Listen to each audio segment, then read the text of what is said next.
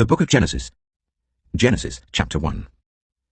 In the beginning, God created the heavens and the earth. Now the earth was formless and empty. Darkness was over the surface of the deep, and the Spirit of God was hovering over the waters. And God said, "Let there be light." And there was light. God saw that the light was good, and he separated the light from the darkness. God called the light day, and the darkness he called night. And there was evening and there was morning, the first day. And God said, "Let there be a vault between the waters to separate water from water." So God made the vault and separated the water under the vault from the water above it, and it was so.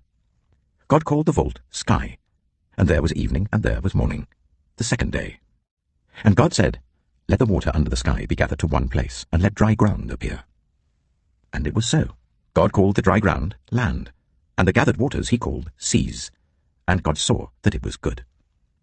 Then God said, "Let the land produce vegetation, seed-bearing plants, and trees on the land that bear fruit with seed in it, according to their various kinds."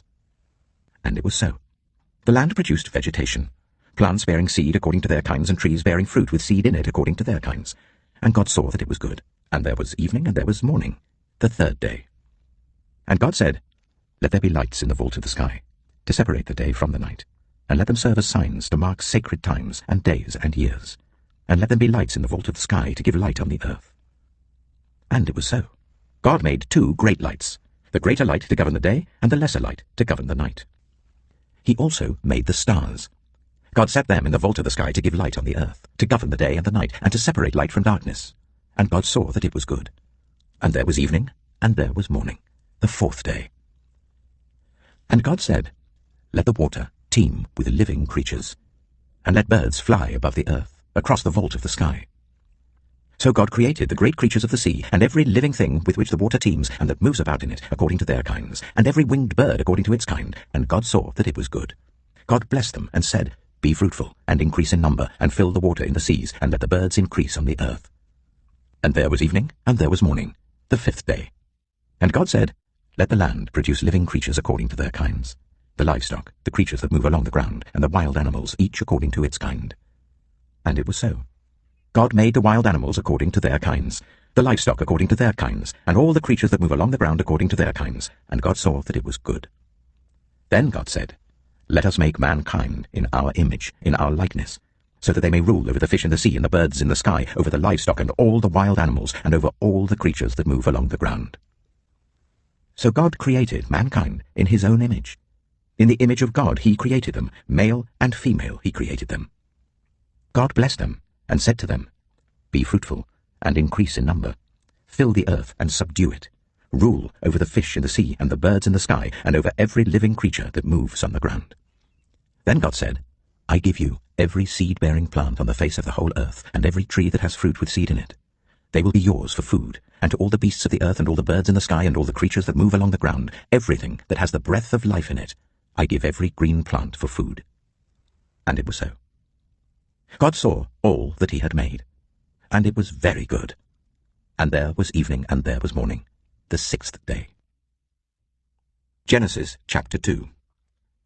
Thus the heavens and the earth were completed in all their vast array. By the seventh day, God had finished the work he had been doing. So on the seventh day he rested from all his work.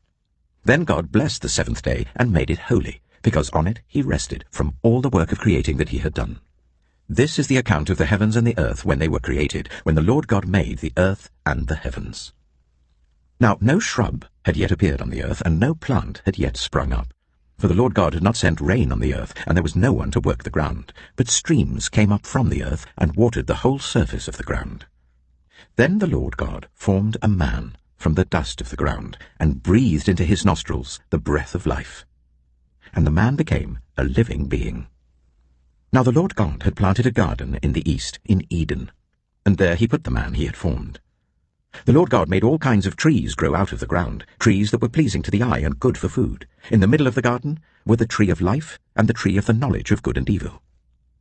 A river watering the garden flowed from Eden. From there it was separated into 4 headwaters. The name of the first is the Pishon.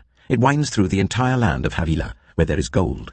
The gold of that land is good. Aromatic resin and onyx are also there. The name of the second river is the Gihon. It winds through the entire land of Cush. The name of the third river is the Tigris.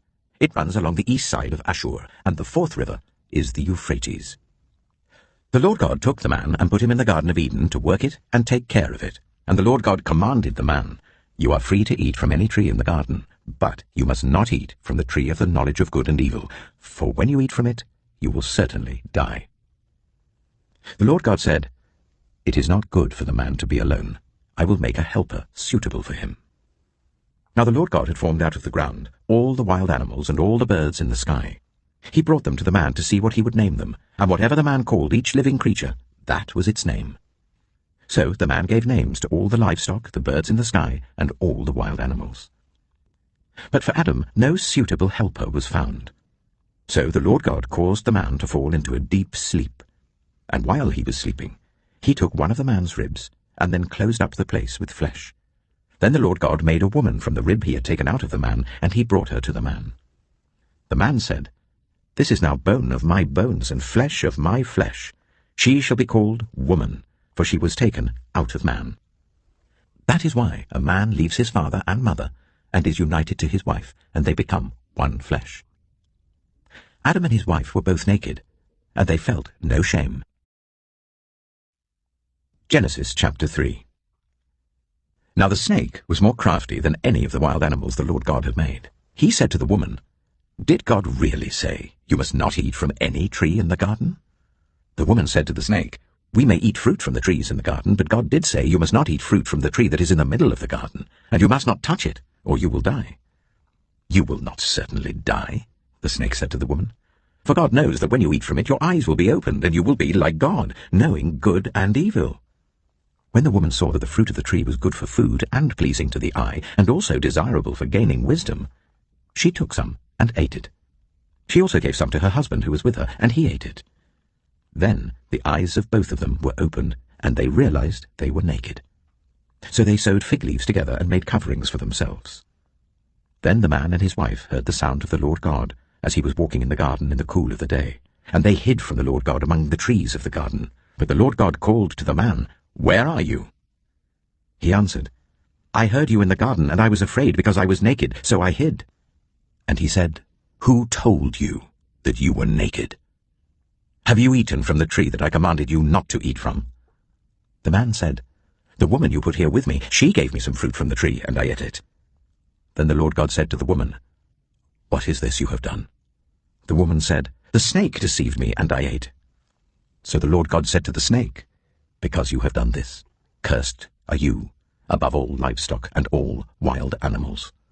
You will crawl on your belly, and you will eat dust all the days of your life. And I will put enmity between you and the woman, and between your offspring and hers. He will crush your head, and you will strike his heel." To the woman he said, "I will make your pains in childbearing very severe. With painful labor you will give birth to children. Your desire will be for your husband, and he will rule over you." To Adam he said, "Because you listened to your wife, and ate fruit from the tree about which I commanded you, you must not eat from it. Cursed is the ground because of you. Through painful toil you will eat food from it all the days of your life. It will produce thorns and thistles for you, and you will eat the plants of the field. By the sweat of your brow you will eat your food, until you return to the ground, since from it you were taken. For dust you are, and to dust you will return." Adam named his wife Eve, because she would become the mother of all the living. The Lord God made garments of skin for Adam and his wife, and clothed them.